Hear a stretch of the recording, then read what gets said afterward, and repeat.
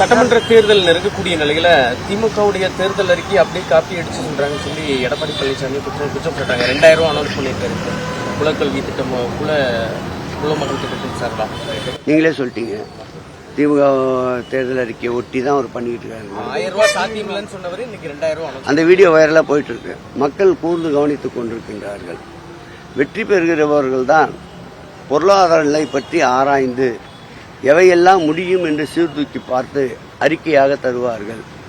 வெற்றி பெறமாட்டோம் என்று நிச்சயித்த ஒருவர் எதை வேண்டுமானாலும் அறிவித்துக் கொண்டே இருக்கலாம்.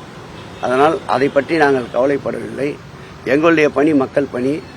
ஏற்கனவே இந்த 4.5 ஆண்டுகள் மக்களுக்கு செய்திருக்கின்ற அளப்பரியா மக்கள் பணியால் எங்கள் தாயுமானவர் தமிழக முதல்வர் மீண்டும் 2வது முறையாக ஆட்சிக்கட்டிலே அமர வைக்க மக்கள் தயாராக இருக்கின்றார்கள்.